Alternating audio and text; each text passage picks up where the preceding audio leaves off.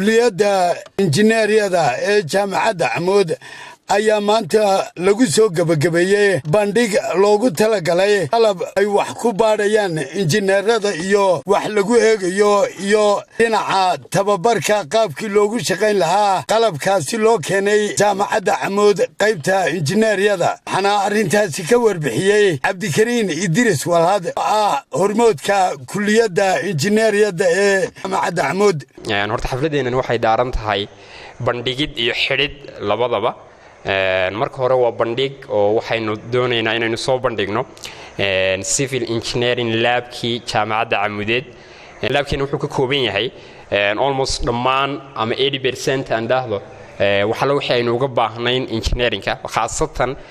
civil engineeringka oo marka structure-kiya ama concrete maxaan ku yiraahdaa lab testiskii ayaguna halkaas ka hadlay qaar ka mid ah macallimiinta iyo macallimiintii tababarkaasi bixinayay waxaanu u mahadnaqaynaa daan kulliyadda nahay iyo macallimiinteeda iyo ardayda isku lifaaqan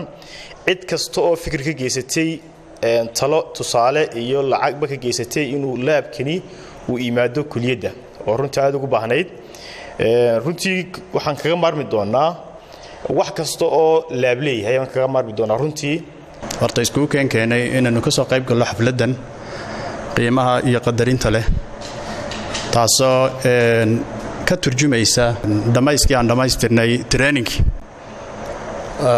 maaragtay qalabka cusub ee jaamacadda ku soo biiray aan ku train maaragtay waxaan kaloo salaamayaa macallimiintii ayagana training ka qayb qaadanayay iyo ardaydii ayagana sidoo kale qaatay trainingka dhammaantiin horta aniga meesha hadalkayga furo waxaan kaloo u mahad celinayaa madaxda jaamacadda Camuud oo runtii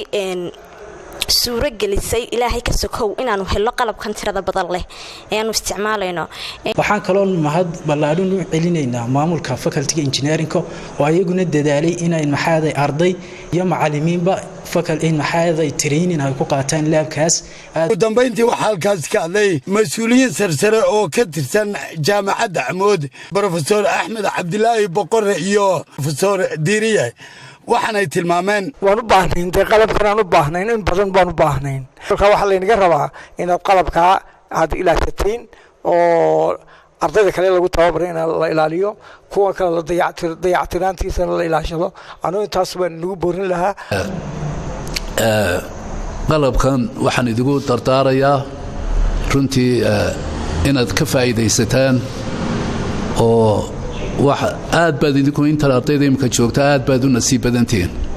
oo qoladii hore dee qalabkan hore soo kordhay runtii way iyagu hore uga baxeen laakiin idinku